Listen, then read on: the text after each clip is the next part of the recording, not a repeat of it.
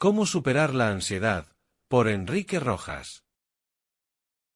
Capítulo 1. La ansiedad en la modernidad. En la sociedad moderna, el ser humano se enfrenta a un panorama de estrés y ansiedad, derivado de la desconexión con su ser más profundo. Vivimos en una era marcada por el materialismo, el hedonismo y la masificación, lo que provoca una sensación de vacío y desesperanza. La ansiedad surge, muchas veces, por el temor anticipado de los problemas que aún no han llegado. Es una manifestación del miedo a lo incierto y la incapacidad para afrontarlo.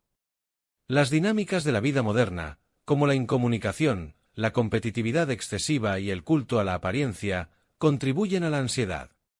Las personas se sienten perdidas, incapaces de reflexionar sobre sus verdaderos deseos y anhelos, lo que lleva a una vida centrada en lo urgente y no en lo importante.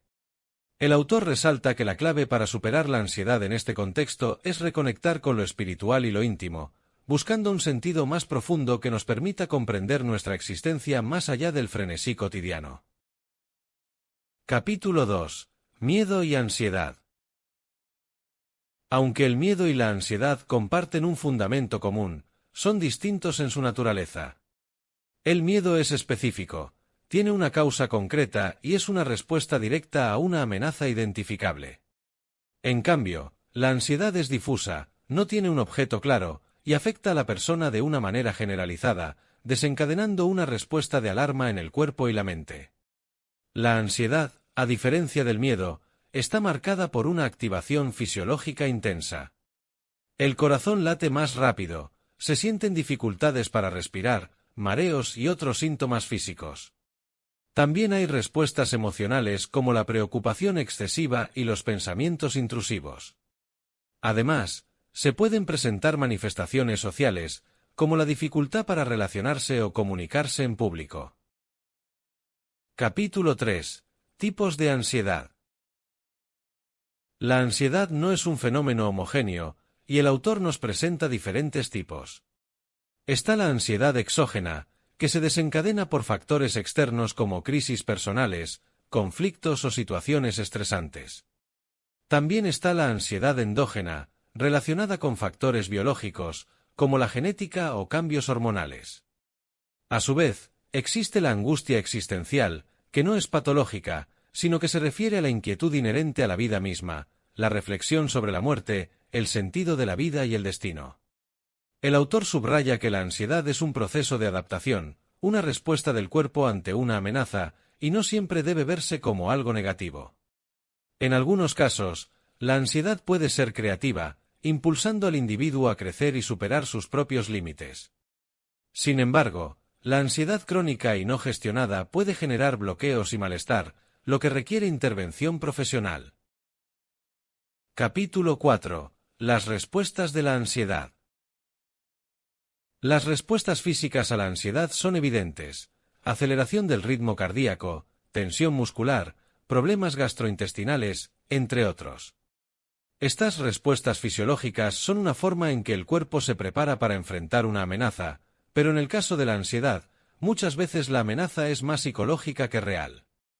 La ansiedad también genera respuestas cognitivas, como la dificultad para concentrarse, pensamientos negativos repetitivos y una visión distorsionada de la realidad. Además, puede afectar el comportamiento social, haciendo que la persona evite situaciones sociales o tenga problemas para interactuar con los demás.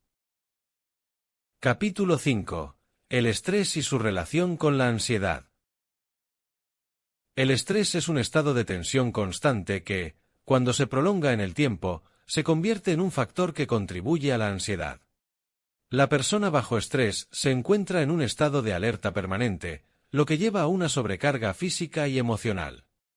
Se observa un agotamiento físico, con síntomas como el aumento del ritmo cardíaco y la tensión muscular. El estrés también tiene tres fases: alarma, resistencia y agotamiento. En la fase de alarma, el cuerpo reacciona de forma inmediata ante la tensión. En la fase de resistencia, la persona se adapta a la sobrecarga, pero sigue luchando contra la tensión. Finalmente, en la fase de agotamiento, la persona ya no puede soportar la presión y puede experimentar colapso físico y emocional. Capítulo 6. Tratamiento de la ansiedad. El tratamiento de la ansiedad debe ser integral, considerando diferentes dimensiones del ser humano.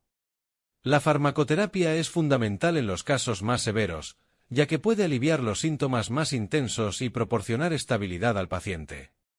Además, la psicoterapia es esencial para abordar los factores subyacentes que generan la ansiedad y proporcionar herramientas para el manejo de las emociones.